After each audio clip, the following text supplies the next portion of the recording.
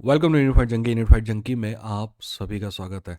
कुछ अच्छी, कुछ टच्ची और कुछ सच्ची खबरों के साथ एक बार फिर मैं आपके सामने प्रस्तुत हूँ। पता नहीं क्यों यार, जब से मैं घर आया हूँ ना तो शुद्ध हिंदी निकल रही है। एनीवेज, आज हम बात करेंगे। आज खबरें का ज़्यादा नहीं है, बट बात करेंगे हम एक ऐसे खिलाड़ी के बारे में जिसको यूएफसी से निकाल दिया गया है। And I am very angry about it.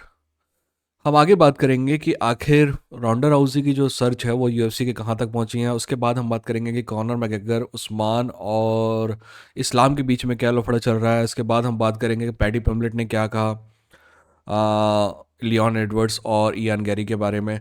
Tom Aspinall ने जो बात की है वो आके कि मैंने अपनी बैग पुल्ड कर दी थी, वो सही है क्या गलत है, और क्या होना चाहिए क्या नहीं होना चाहिए। इसके बाद हम एंड में बात करेंगे कि कॉनर मैकग्रेगर की फाइट जो है एक बार फिर से पोस्टपोन हो गई है। जैसे कि मैंने पिछले वीडियो में आपने तो कहा था, देखा था कि मैंने कहा था कि अब मुझे धीरे धीरे विश्वास होने लगा है कि कॉनर विल फाइट, बट एक बार फिर से वो जो फाइट है वो पोस्टपोन हो गई है। बट कितने समय के लिए हुई है ये हमें पता नहीं है। ठीक है। और एंड में हम लियोन एडवर्ड्स की बात करेंगे। पर इन सब चीज़ों के बारे में बात करने से पहले सब्सक्राइब करके बेल आइकॉन में क्लिक कर दीजिए, क्योंकि ये कॉमेडी स्पोर्ट का सबसे बेहतरीन चैनल है। टालिया सेंटोस को यूएफसी ने रिलीज कर दिया है ना।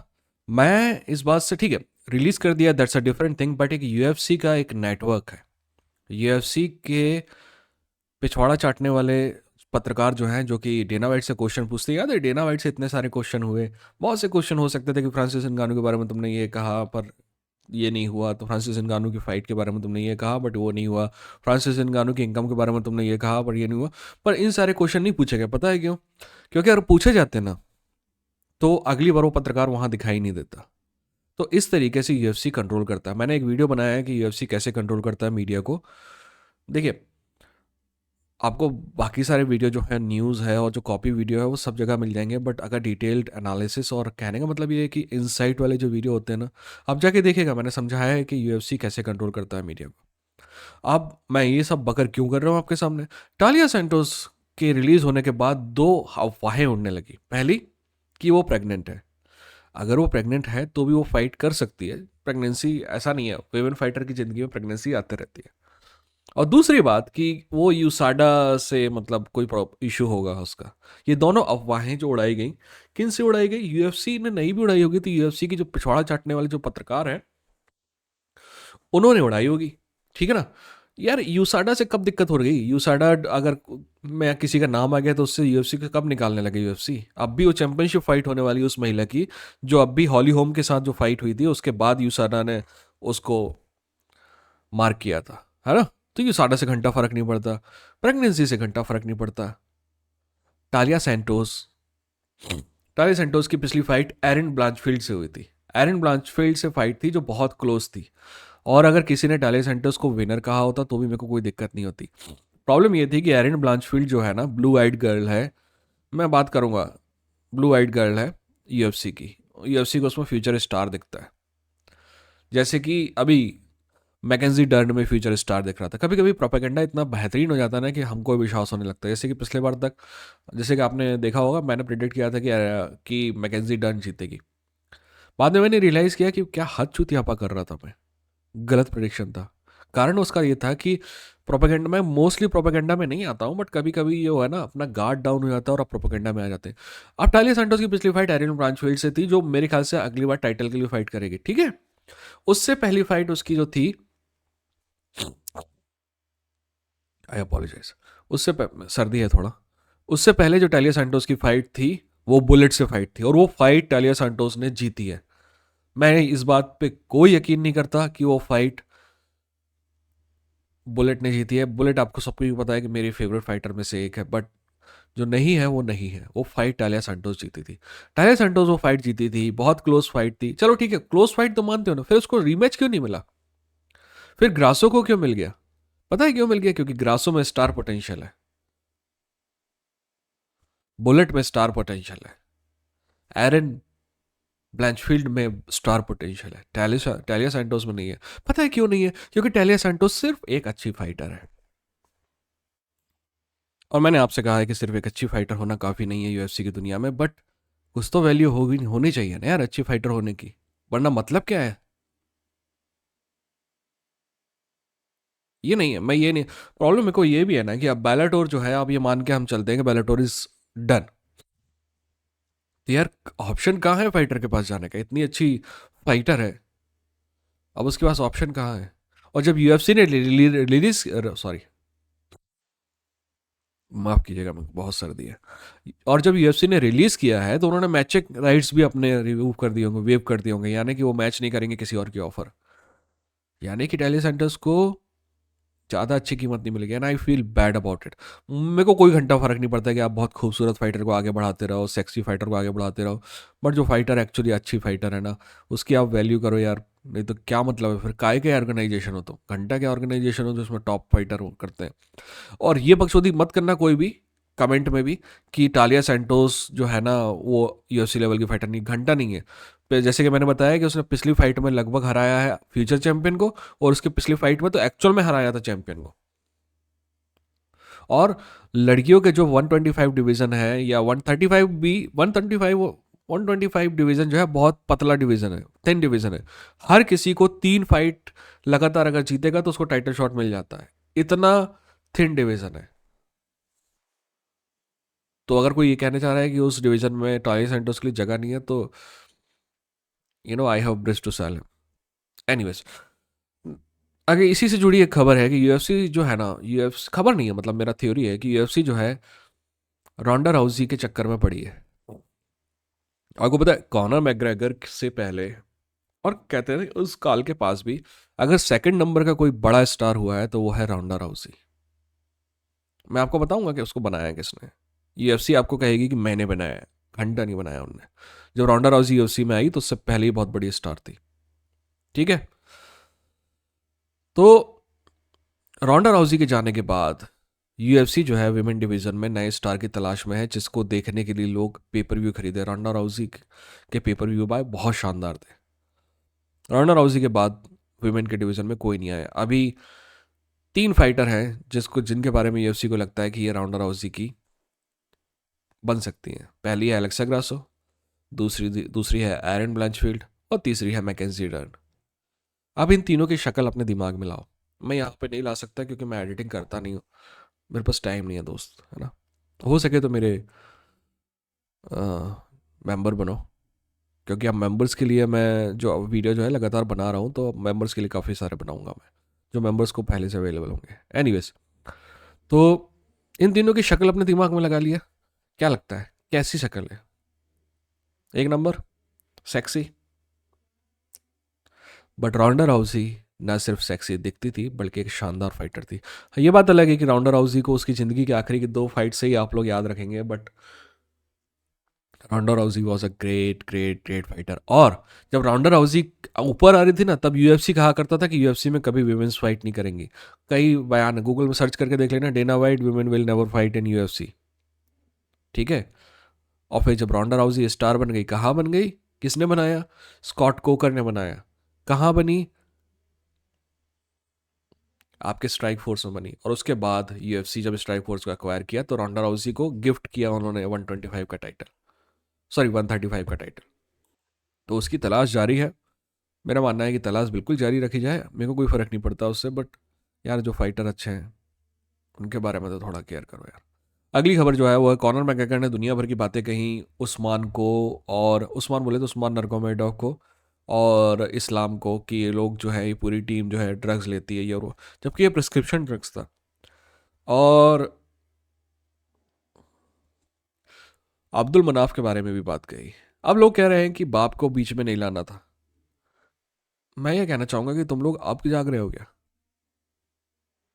ये तो पिछली फाइट यूएफसी में जब हबीब के साथ फाइट हो रही थी तब भी रिलीजन की बात हो रही थी, शराब की बात हो रही थी।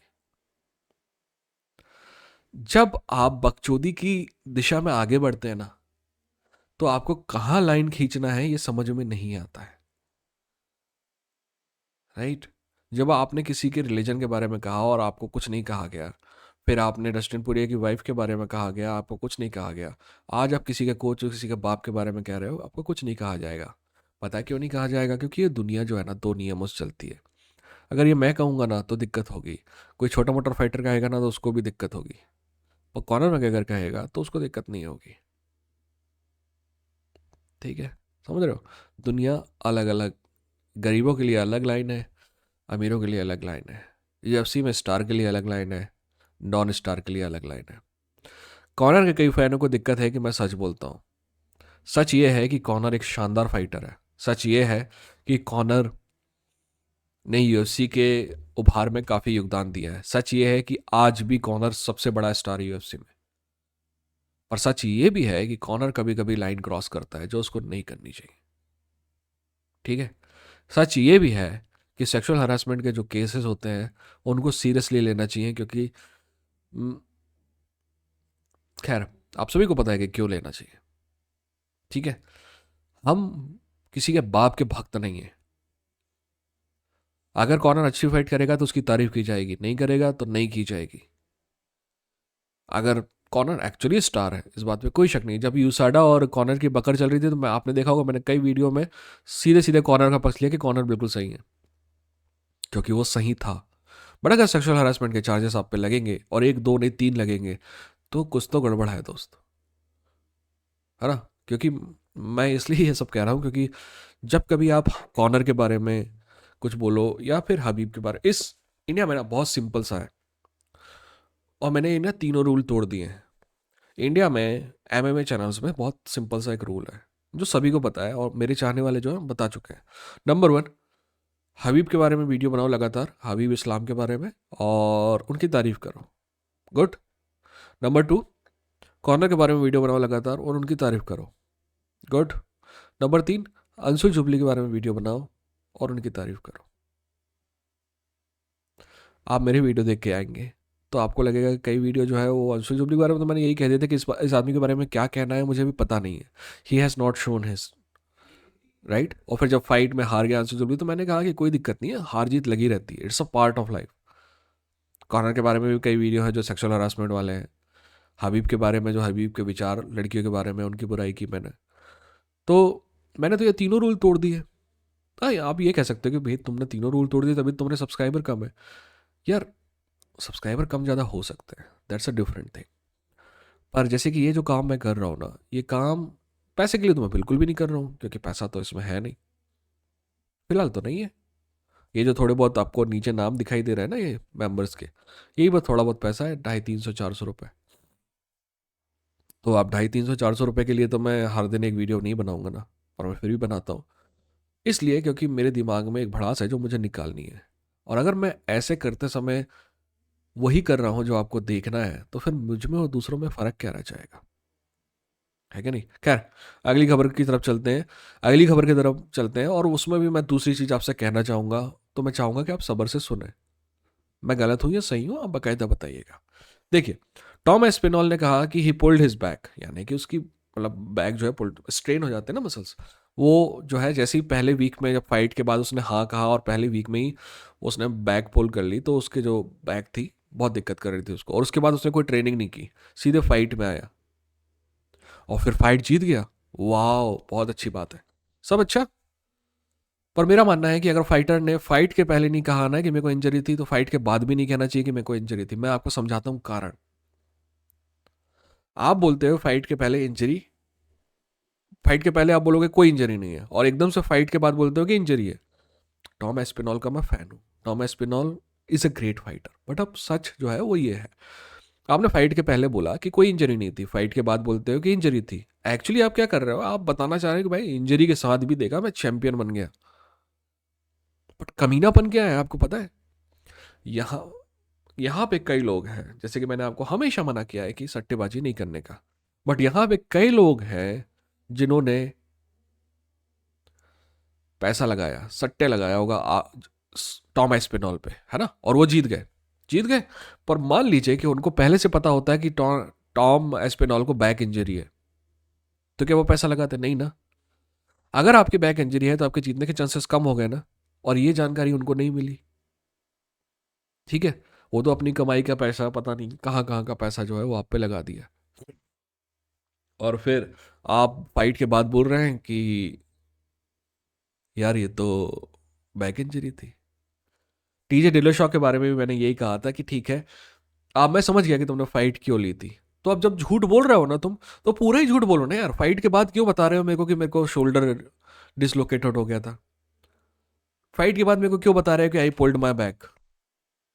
कम से कम जो लोगों ने तुम पे सट्टा लगाया था उनको ये तो विश्वास रहने दो कि तुमने ईमानदारी से फाइट की और तुमने उनसे कोई झूठ नहीं बोला। अब हार गए तो हार गए।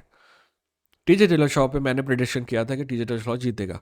अब मुझे पता होता है कि शोल्डर डिसलोकेट हो गया तो मैं क्यों उस पर प्रिडिक्शन करता? ठीक वैसे ही मान लीजिए कि कोई मेरे प्रिडिक्शन पे सट्टा लगाया होगा तो उसको नुकसान हुआ होगा ना। लगाना नहीं चाहिए बट लोग लगाते हैं। ठीक है। मैं कहूँगा कि इंडिया टीम की फाइट है, इंडिया टीम कल क्रिकेट खेलने जा रही है और उसके पास ना 9 ही खिलाड़ी हैं। पर ये खबर मेरे को है नहीं। तो मुझे लग रहा है कि इंडिया टीम तो बहुत फॉर्म में है। तो मैंने क्या किया कि इंडिया टीम पे सट्टा लगा दिया। अब बाद में पता चला कि दो ने तीन जो फास्ट बॉलर है तीनों के तीनों इंजर्ड है। और ये सबको पता था पर इंडिया टीम ने आज बताया, तो आपको लगेगा ना कि धोखा हो गया अपने साथ। तो अब ऐसी बात कोई करेगा नहीं, क्योंकि टॉम एस्पिनॉल की तारीफ करके वीडियो बनाओ बहुत व्यू आएंगे, सच बोल के वीडियो बनाओ नहीं आएंगे। एनीवेज, हाँ, अगली खबर जो है वो कॉनर मैकग्रेगर से है। भाई कॉनर मैकग्रेगर की फाइट जो है, ऐसा जॉन कैवेना का कहना है कि फाइट लगभग तय हो गई थी अप्रैल 2024 में, बट अभी उसे पोस्टपोन कर दिया गया है। अब पोस्टपोन कितने देर के लिए किया गया है ये मुझे नहीं पता है। कैवेना का कहना है कि 2 से 3 महीने के लिए हो सकता है, पर मुझे लगता है कि जो मई या जून, मई में ही फाइट होगी कॉनर के, 1 आध महीने के लिए ही होगा। खैर इस बात में कंफर्म जब तक नहीं हो सकते अपन, जब तक कि फाइट अनाउंस ना हो जाए। ठीक है ना। अगली खबर जो है वो है, अरे हाँ, पैडी पिम्बलेट ने कहा कि उसको पता है कि लियोन एडवर्ड्स का जो जिम है, रेनेगेट शायद, है ना, तो वहाँ पे उसने इयान मचाटो कैरी को नॉकआउट किया था। तो किया था, जंगल में मोर नाचा, किसने देखा मुझे नहीं पता। और ये जो जिम के अंदर की जो कहानियां आती है ना, दैट आई डोंट लाइक। अगर किया था तो किया था वो, दो अलग अलग चीजें हैं दोस्त।